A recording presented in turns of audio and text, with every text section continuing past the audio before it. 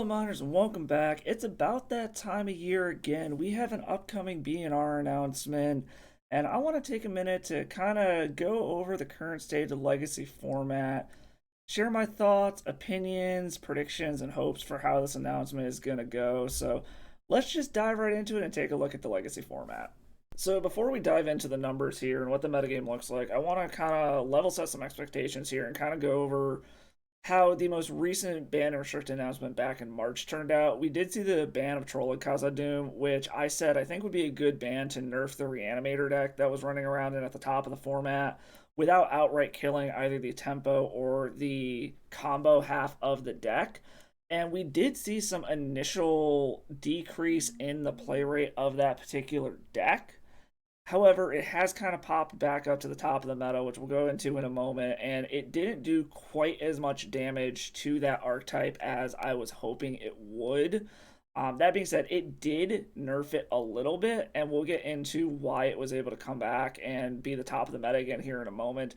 But I want to say I don't think it was a bad ban. I don't think it was an incorrect ban. I just think it didn't do as much as myself or the community was hoping that it would. I was also a little disappointed that that was the only thing that got banned, and there were other things that got banned as well to nerf some other decks. But I'll go into that in my predictions and hopes for what comes out of this ban and restrict announcement. I also want to make a note that, per Wizards' own words, they have said that they do not like to make major bans right before major events. And after this upcoming BNR, the next BNR announcement is actually only a few weeks before the Eternal Weekends. So it is extremely unlikely that we are going to see any bans of any sort in the next BNR update because Wizards has said they do not want to shake things up right before a large event.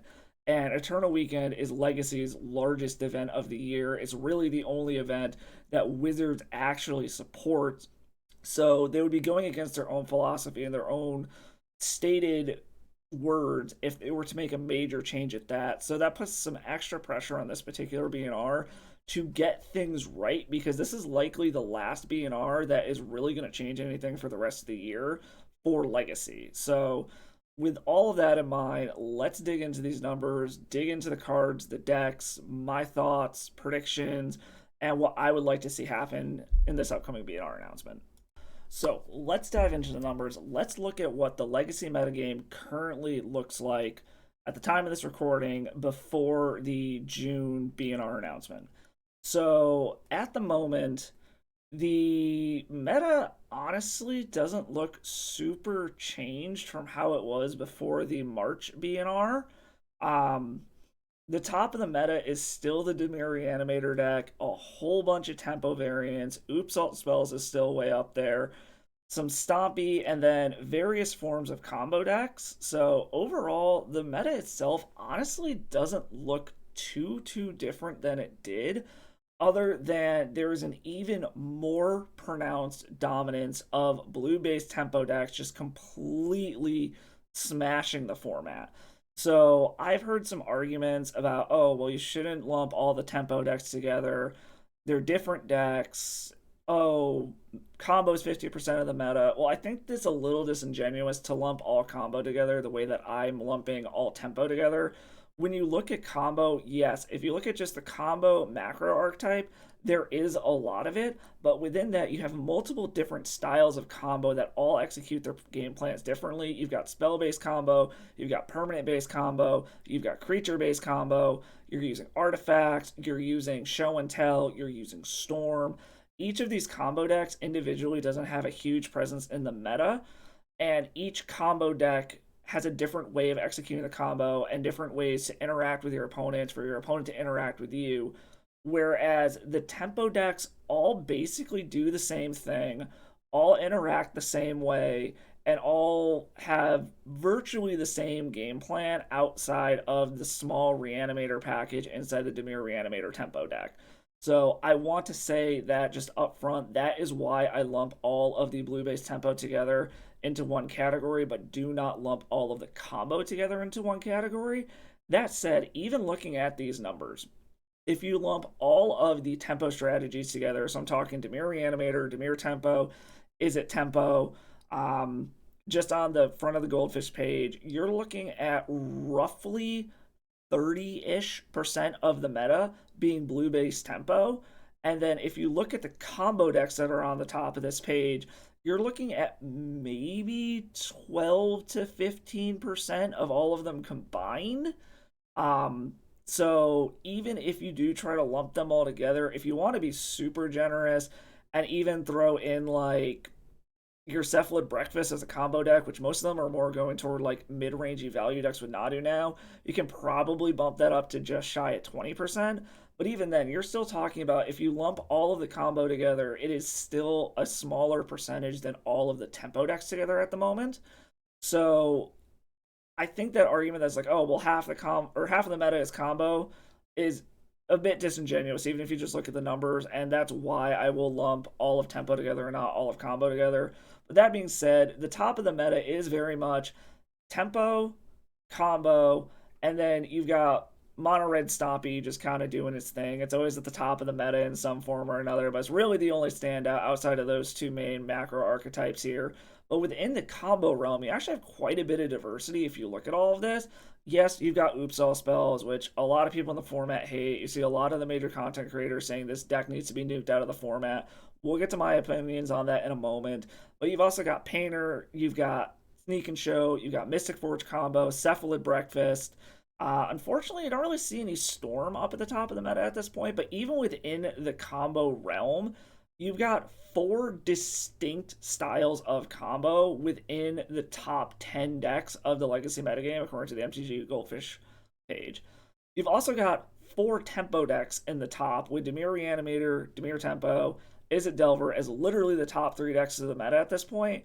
And then you've got Temur Delver all the way down at number 10. But as I said, all of those together, you're looking at over 30% of the meta being tempo. And it kind of just shows the story that tempo is still just the best thing to be doing in this format. The package is so strong that it has survived as the best thing to do in the format ever since the top ban. So, with the metagame breakdown like this, if you look at the individual decks, it looks relatively diverse. The only crazy outlier is Dimir Reanimator at just shy of 17%. Every other deck that's on the top 10 is 7% or less. So it looks relatively diverse until you realize that four of these top 10 decks are essentially just different flavors of the same Force of Will, Daze, Wasteland shell that just either lean more on red or black as their supporting color for their threats. Um, so it's not quite as healthy when you actually look at what these decks represent than if you just look at the individual decks and their metagame percentages. So let's get a little bit into some of the individual decks and how I feel about them, and then go into what I think WotC is going to end up doing here in this BNR. Alright, so to start off, we're just going to address the elephant in the room. It is Dimir Reanimator, and I'm going to talk about blue base tempo in general, but we're going to start out with Dimir Reanimator specifically. It was the top deck of the format before the last BNR, with Trollakaza Doom being a nerf to it. It did drop down a little bit, but it is right back up at the top of the meta once everyone realized it's still the best thing to be doing.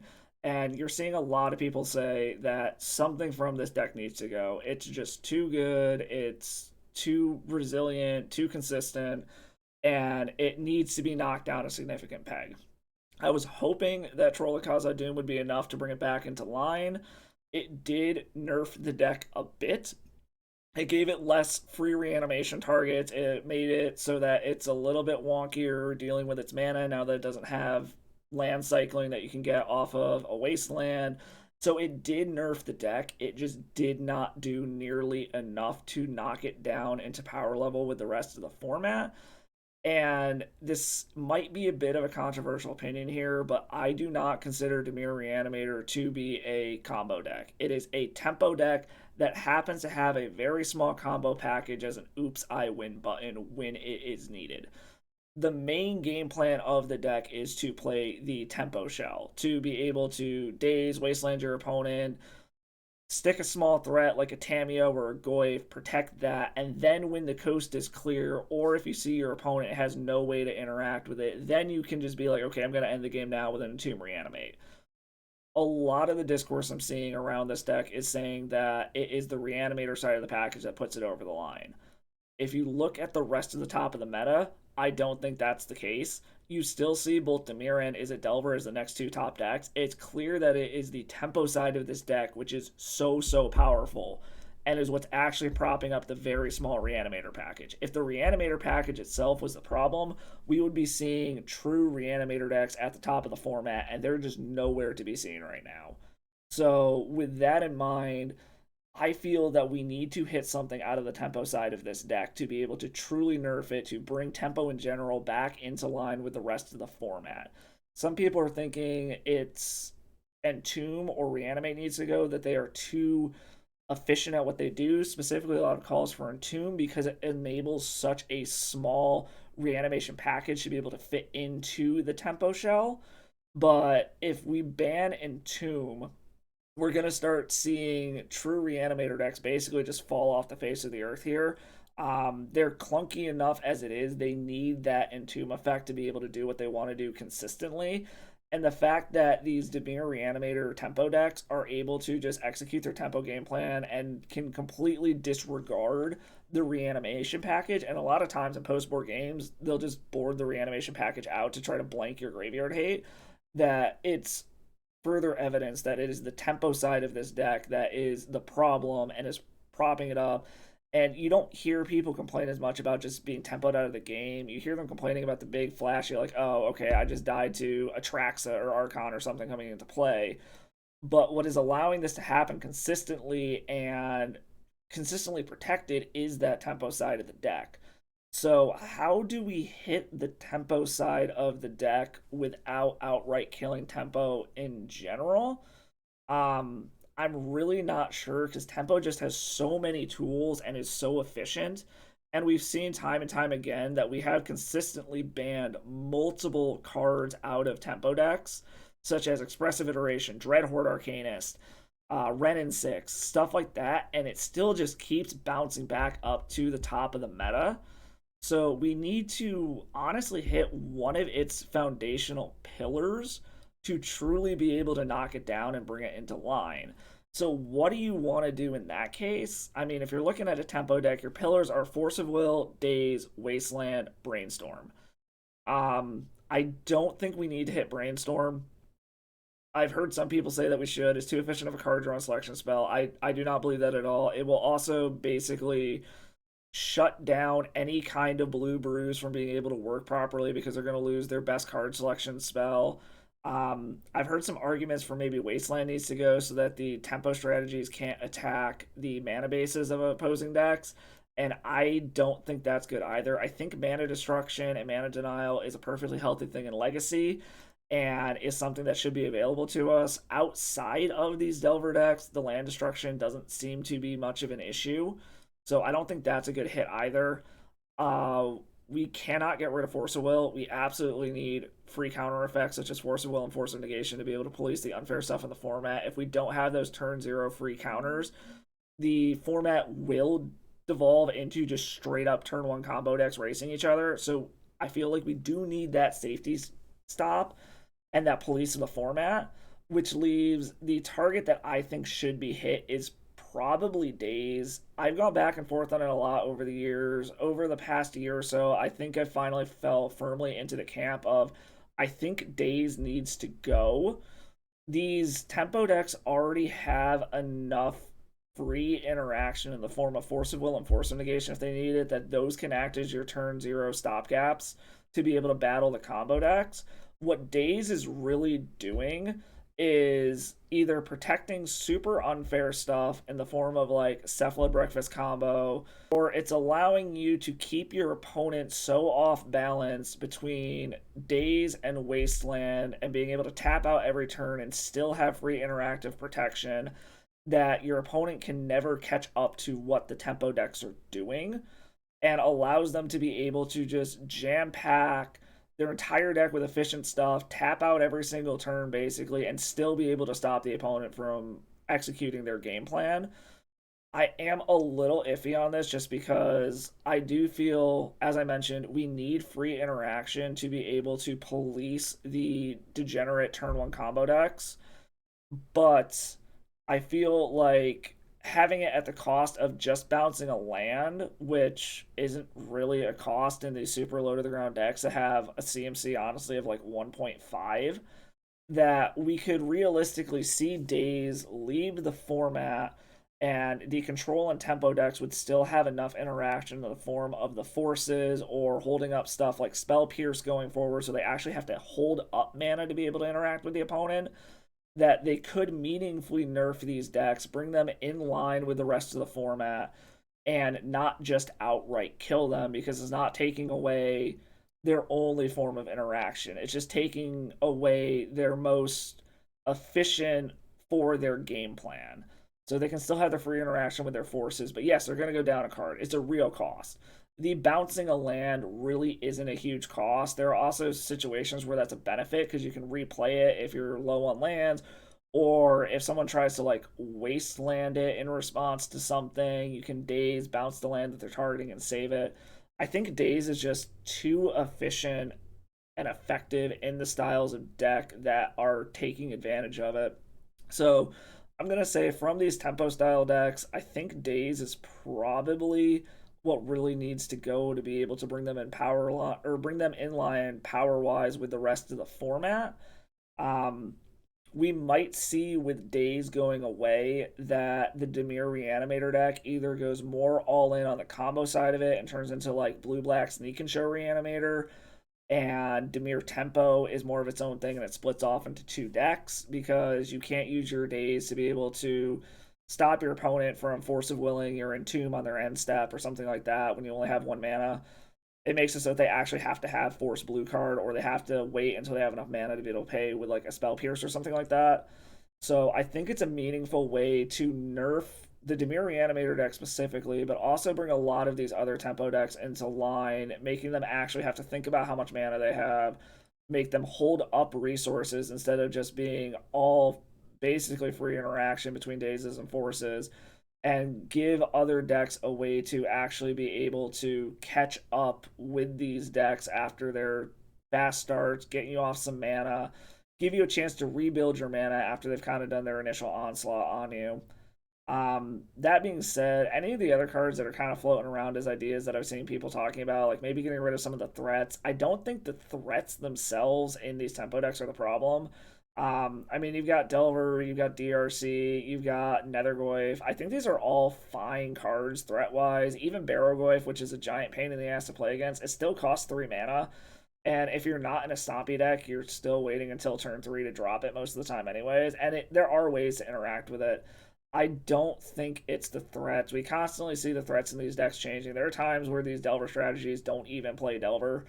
You really need to hit the tempo-y control side of the deck to be able to bring them in line with the rest of the format. So hopefully Wizard sees that and they're willing to ban a format pillar for the health of the format. I know it's an unpopular opinion. I know you start talking about banning format pillars, gets people all up in arms and everything, but I truly believe to truly nerf tempo strategies to bring them back in line with the rest of the format, Days needs to go, and it's the target that you hit that doesn't just completely nuke a strategy or make it so that we don't have ways to be able to deal with turn one combo decks, and you still have ways to keep the format fair. Okay, so the other big outlier in the current meta that a lot of people are saying needs to get something hit from it, and I've heard some people go so far as saying they need to just nuke the deck entirely out of the format, is Oops All Spells. I did say on my last video about the meta, I do not think Oops was a problem. I think it was a symptom of a format problem, and that I wasn't ready to say that it needed to get bans. That said, um, I think it's more of a problem than I initially realized, but I don't think it's at the point where it needs to be completely nuked out of the format. The deck did get a huge boost in all of the new MDFCs that came out in recent years, and it is very resilient to multiple lines of hate that would normally stop these style decks. So it can ignore the graveyard using stuff like Goblin Charbelcher or boarding into a creature plan with Barrow and stuff like that. Um, So it is very resilient, but it is still interactable. There are still ways to be able to beat this deck. It is a feel bad deck though. And I recognize that, I understand it. But as I have said in the past, I really hate seeing bans because of playstyle, unless it is something that is truly problematic, such as logistical problems associated with stuff like the old top ban and what I was afraid was going to happen with Nadu, which we'll address a little bit later. But for Oops All Spells in general, a lot of the arguments I hear are it turns down to a coin flip matchup, basically. It's like whoever wins the die roll, Oops is probably going to get game one. You got to hope that you can get game two, and then game three, they're going to be on the play again, and you just kind of got to hope they don't have it. And I understand that that is frustrating, but I think just because a lot of people are frustrated with the way a particular deck plays is not justification for being able to ban it. The numbers that I've seen for this deck don't justify it, both in terms of win rate and in terms of metagame share. It's currently sitting around 5% of the meta, so it's not a huge part of the meta, but it gets such a strong reaction because it has such feel bads when you play against it. So I truly don't believe that we need to nuke this deck completely out of the format, but it wouldn't be a bad idea just to nerf it a bit so that it is easier to be able to interact with it and you don't get quite as many non games when you do run into the deck. So, how would you go about this without straight up just getting rid of both spy effects and nerfing or nuking the deck entirely? You could get rid of one of the spy effects, so then they're only running four, and they either have to rely on those four or you're going to see more hybrid styles that have Goblin Charbelcher in the main as win cons 5 through 8. I think that's one way you could do it, but I don't really think it's going to change much if you don't completely get rid of the combo in general. They're just going to choose which combo works better. And both combos from the spy effects are still 4 mana plays regardless. It's either 3 mana and activate it, or it's 4 mana and it ETBs and does the effect. So I don't think that's really what you want to do to this deck. I was kind of tossing around ideas in my head as far as what could Wizards do to this deck to make it easier to interact with it. And some things I came up with is maybe ban like Pact of Negation so that they can't protect their combo. And I mean, maybe it could be a good way just so that they don't have the free counterspell interaction to be able to protect their combo, but they'll just swap onto using more discard spells to clear the way before they go off. One idea that I will not take credit for, I actually saw somebody post on social media, and I apologize, I don't remember who posted it, but they said go after Memory's Journey, which I actually think is a really elegant way to attack this deck because that's a lot of the ways that this deck is able to get through a single point of interaction from an opponent. Being able to put their combo back in their deck or like put a reanimate back on their deck to be able to get Thassa's Oracle back from the graveyard later, or being able to save their key pieces from targeted graveyard hate would be a good way to knock the resiliency down on this deck and give opposing decks a better chance of being able to interact with the Oops player when they go for their combo. So I actually really like that idea as a good way to be able to meaningfully nerf the deck without straight up killing it. So props to whoever that was. Again, I apologize that I don't remember who I saw that post from. But as I think about it, I am 100% on board with I think Memory's Journey would actually be a great way to meaningfully impact this deck without outright killing it. Which I think the calls to outright kill it are just too much. They're over exaggerated and they're more playing off of emotions than actual data around this deck.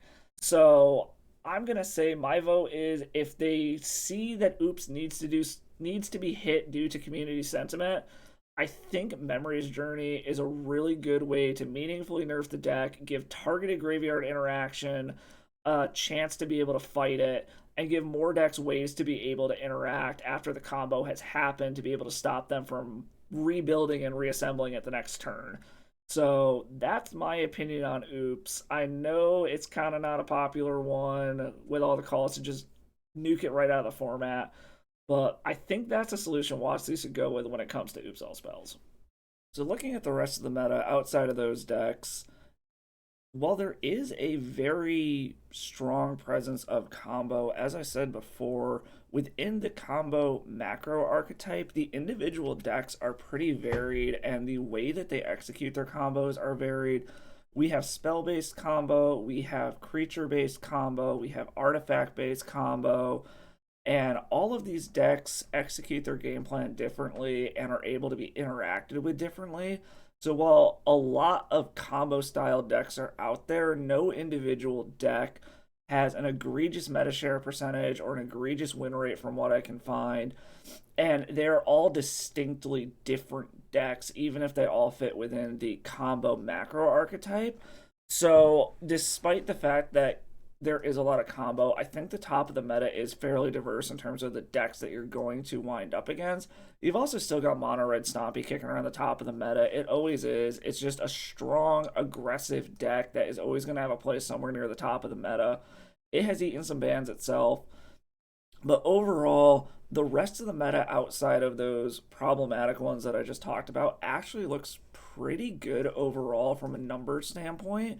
The one thing I will note is that control really doesn't have a presence in the meta right now. And that's something that's kind of been a recurring theme over the past couple of years is true control really just doesn't have the tools it needs to compete with the top of the meta. And I'm not really sure what needs to change to give it a chance. With the tempo decks kind of filling the role of both aggro and control, and with how hyper efficient the format is in general, these long game hard control decks just cannot keep up with what is going on and get to a point where they can slam a finisher in the late game. The other decks just have too many ways to go too fast or too efficient or have enough value engines of their own to be able to keep up with the one for one counters and the board wipes coming out of these hard control decks. That being said, I don't necessarily know if I agree with the sentiment that control needs to have a place at the top of the meta. As I've said, tempo is kind of filling that role. And with tempo being as strong as it is, unless tempo gets a meaningful hit in the form of something like days, it's just going to be the best option if you want to play a pseudo control role. So while control is missing from the top of the meta, I don't necessarily think that's a problem. I honestly think the only way we're going to see control come back to the top of the meta at this point is if there are some earth shatteringly big changes that are made to the meta with massive bannings to a bunch of stuff that's been printed in recent years. And I just don't think that's going to happen based off of how Wizards has been treating the format and off of some of the things that they have said. So, outside of those outliers that I already kind of pointed out, I think the meta as a whole is pretty good. We've also seen a lot of people are still willing to experiment and brew, and we've seen some of these brews actually put up pretty decent results.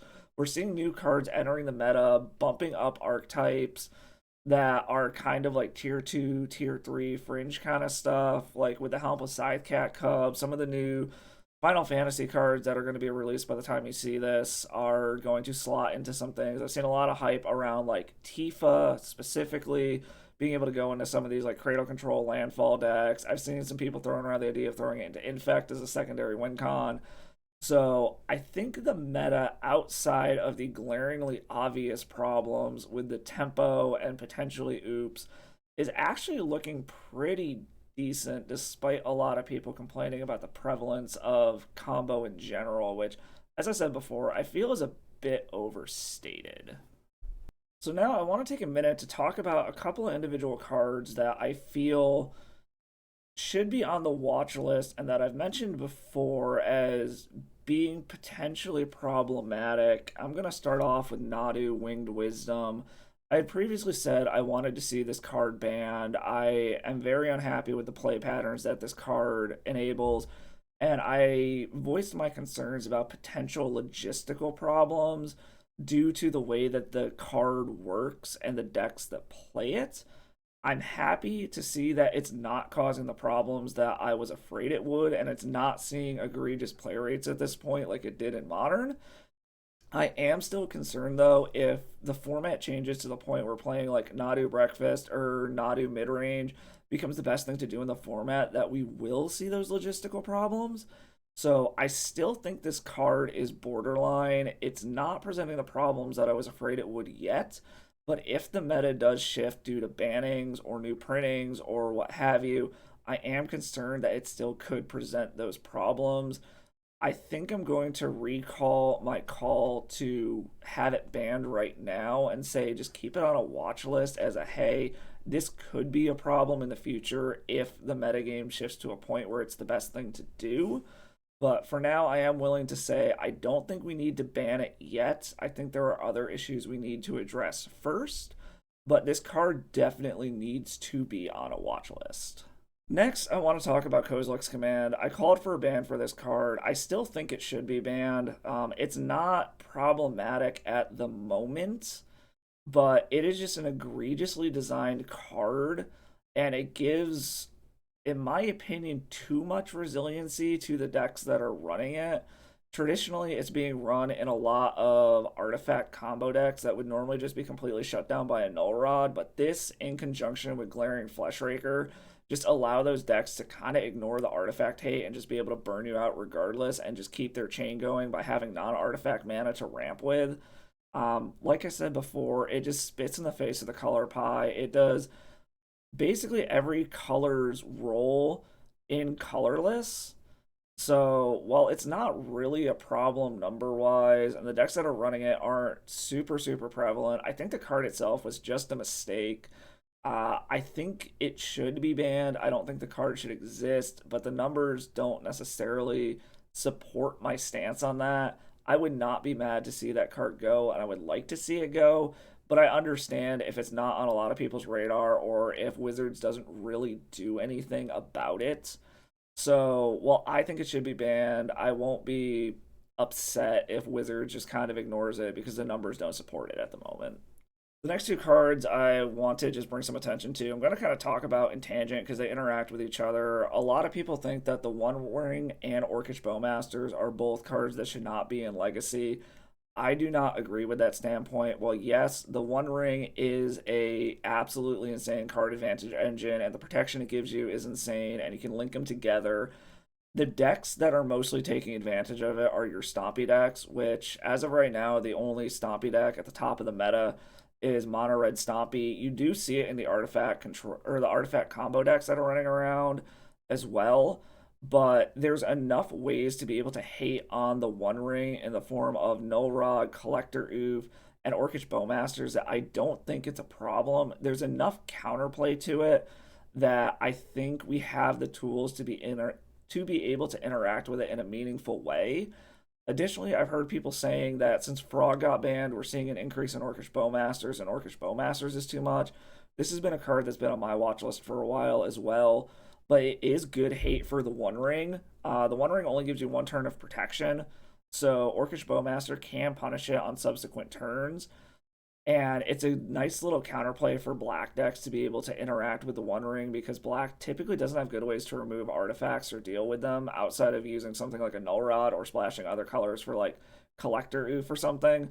Bowmasters itself, a lot of people say it's too good of card draw hate, and it's always a problem when a card's best answer is that card itself, and that is very much the case with Bowmasters. The best answer to a Bowmasters is another Bowmaster, and typically whoever plays the second Bowmasters is winning that race. But I don't think card draw hate is a bad thing to have in the format because it does punish blue decks, it does punish the One Ring, and it's something that's healthy in the format to be able to punish cantrips. I do still stand by my stance that I think Bowmasters is maybe one ability too strong.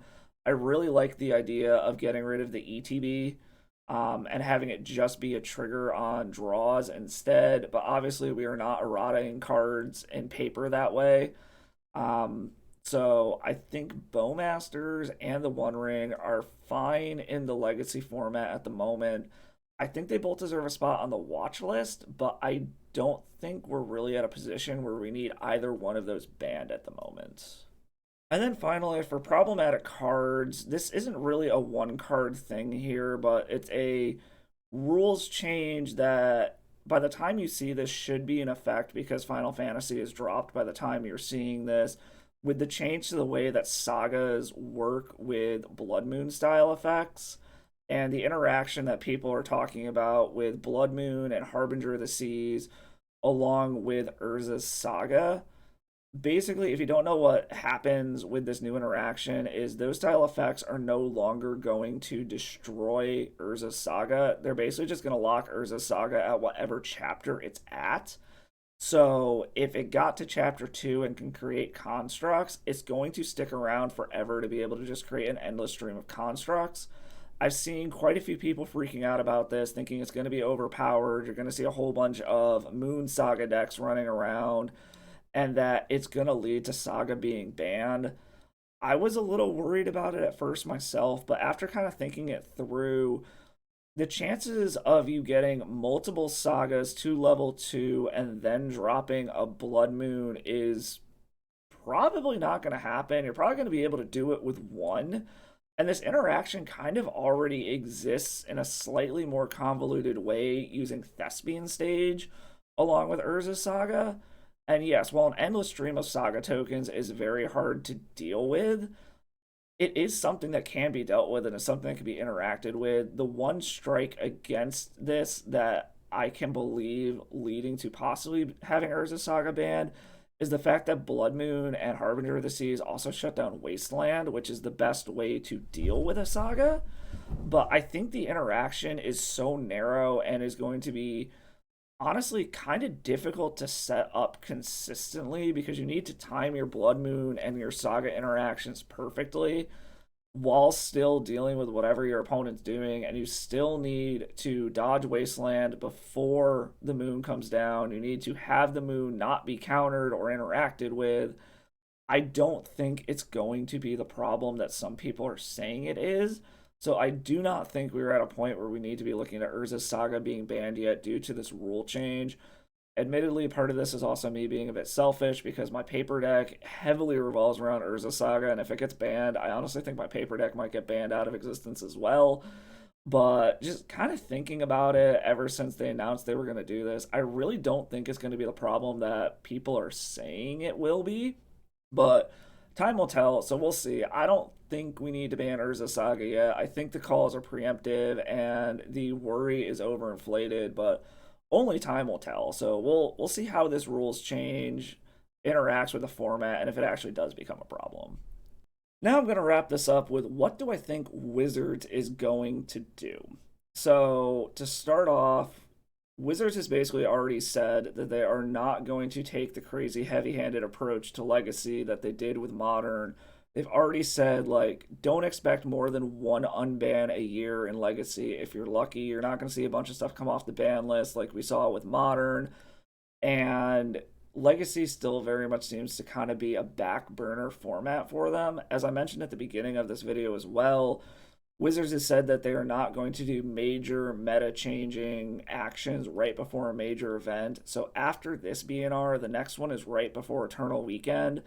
So it is like a 99% chance that unless something is egregiously broken, that we are not going to see any changes to Legacy in the next banning.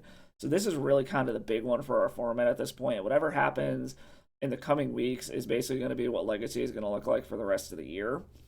So I am expecting them to take a very light-handed approach.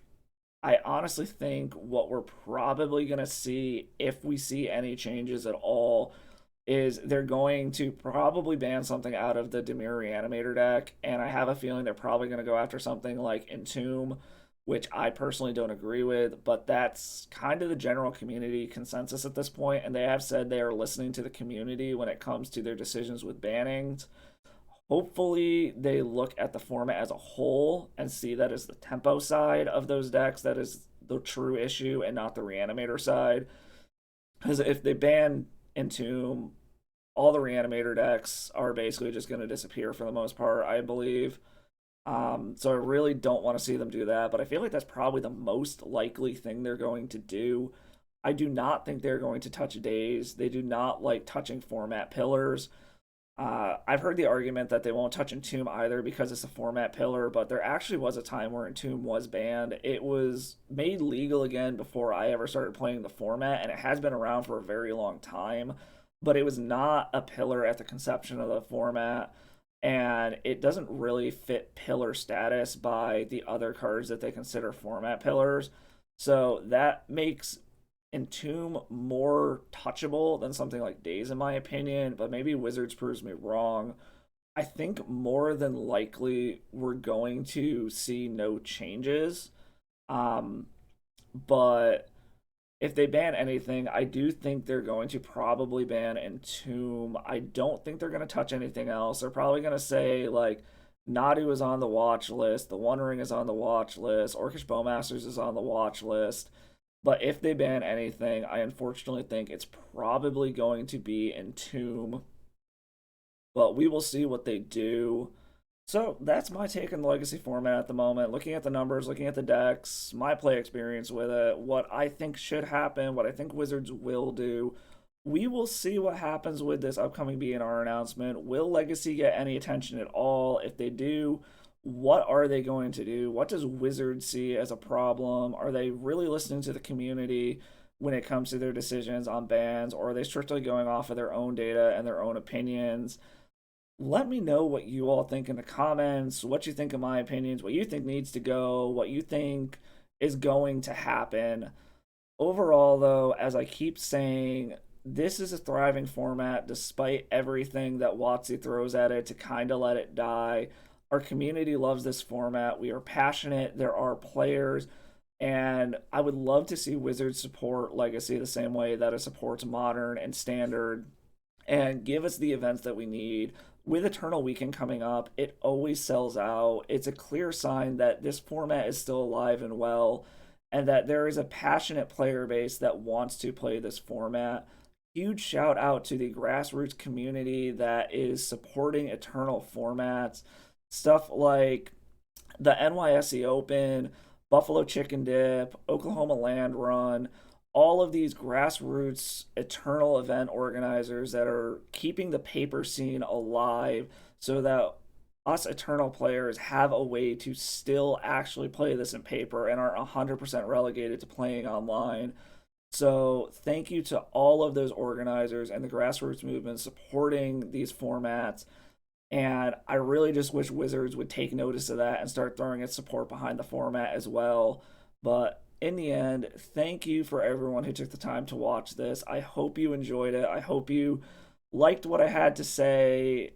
You don't have to agree with me, but I hope my reasoning was at least sound. So as I said, let me know in the comments below what you think. If I'm just completely off base, if you agree with what I say, what you would like to see banned, if I missed any cards, anything like that. So again, thank you. I hope you had as much fun watching this video as I did making it. I will catch you all in the next video. And as always, stay salty. Thank you for watching the video. I hope you like what you saw. If you did, do me a favor, hit that like and sub button below. There are free ways to support the channel. And drop a comment, let me know what you like. Any kind of feedback you got, your opinions on my gameplay, the decks that I play, any of that kind of stuff. If you really like what you see, go ahead and drop by the Patreon. Become a patron, get to read some of my tournament reports and some stuff going on outside of just Magic in my life that I'm going to start putting over there as kind of my own personal blog. Also, you can do donation deck lists over there, just the price of a league if you have a specific deck you want to see, or you have an idea you want me to brew around, something like that, go ahead and do that. Nothing is required. It's always appreciated, though. Any donations go directly back into the channel, covering stuff such as leagues for donation decks or the rental program that I'm a part of. I am a small-time YouTuber. I'm doing this for fun. I really hope you all like what you saw. I truly appreciate you all stopping by.